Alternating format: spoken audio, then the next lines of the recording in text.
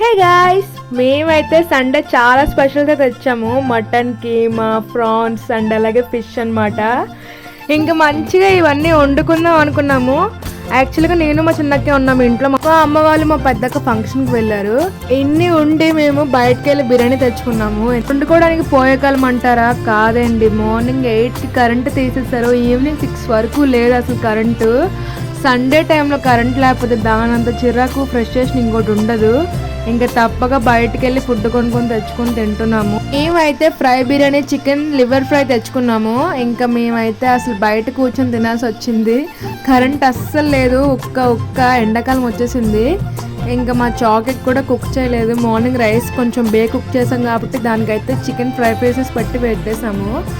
బయట బాల్కనీలు తింటే బాగానే ఉంది, కానీ ఇంకా చిరాగ్గా ఉంది. సండే కాబట్టి కరెంట్ లేకపోతే మెంటల్ వచ్చేది నాకు. మీరైతే సండే ఎంతున్నారో కామెంట్ చేయండి గాయ్స్.